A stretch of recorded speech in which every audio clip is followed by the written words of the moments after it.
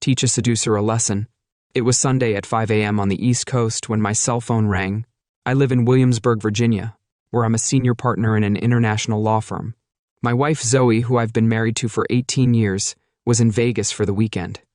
She was with her niece Susie and her bridesmaids at a bachelorette party. Susie's mom, her older sister Gwen, was there too.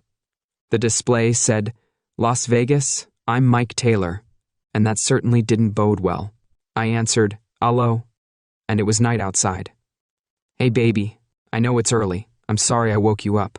"Okay, don't worry, Zoe. You're going to have to wake up sometime anyway. Are you okay? Are the girls okay?" "I'm fine, honey, but I'm afraid I need to tell you about something I did. I don't think you'll be happy." The hair on the back of Mike's neck stood up. I got up and stood up straight.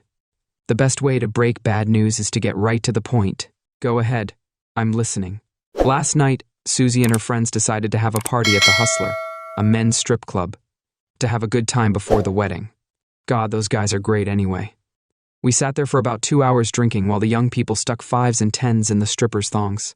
I had a few light beers and chatted with my friends, but I did knock over a glass or two. So far, so good. We then went to the Mirage, one of the trendier dance clubs. Gwen and I hung out and looked after the bride and her friends. There were lots of men there, young and old, hot and unassuming, sexy and shy. You could have picked any one of them. There were plenty of other guys there, and the girls were dancing with different guys while Gwen and I sat there feeling a bit out of place in this swanky club.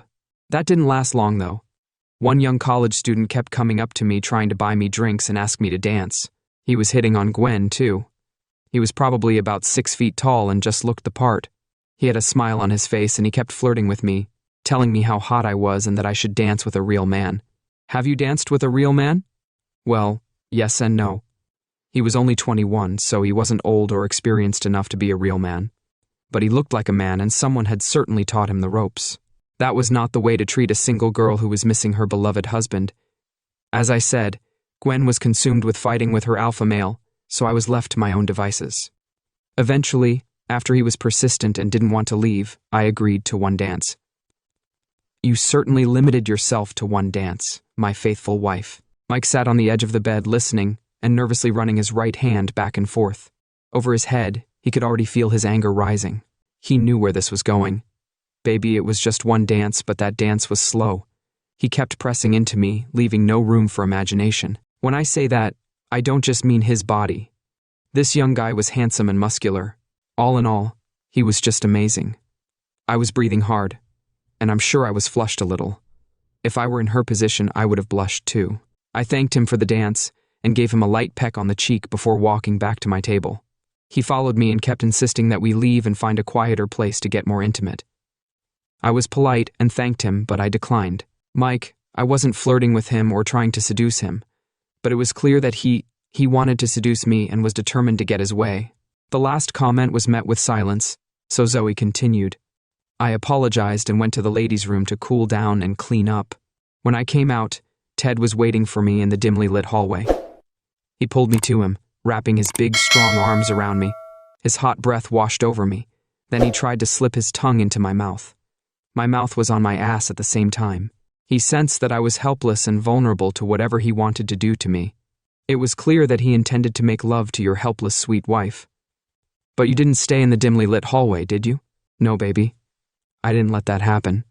I took his hand and asked him to take me to his car for a little alone time away from the noise. He was grinning from ear to ear as he led me to the car park behind the club. He was driving a brand new Volvo SUV, so I assumed his father was short of cash and Teddy was used to getting his way. He pressed the unlock button on his key fob, opened the back door of the SUV, and leaned over to kiss me one more time before we made ourselves comfortable in the back seat. I know you're trying to be helpful, Mike, but I don't think I'm at fault here. He came up to me on his own. I was just watching the girls and not touching anyone. You know how quickly things can get out of hand.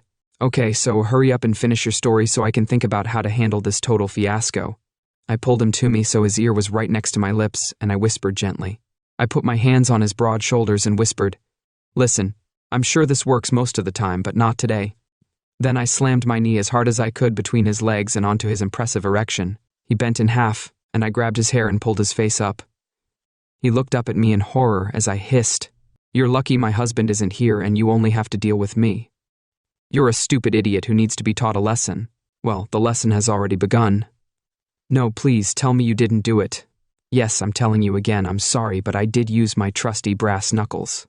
I think Teddy Boy may still be in surgery with a plastic surgeon trying to fix his pretty face. Are you calling from the back of a squad car? No, I've already been. I was in jail for about 3 hours. Gwen wanted to bail me out, but I told her to take care of the girls and I'd leave it to my husband to take care of his unfaithful wife. The nice policeman finally let me call you. Zoe, why don't you just slap the guy and walk away? Why do you always have to prove something to someone? I know I should have shown more self-control. I think I did the right thing by Teddy. I owed it to him to teach him some manners. How do you like the Vegas jail cell? I even made a new friend named Trixie.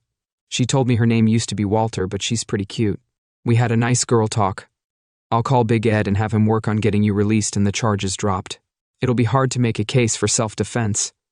I'm sure Ed knows the right judge in Vegas to call, just as long as it doesn't come out that this isn't the first time. Thanks, I knew I could count on you.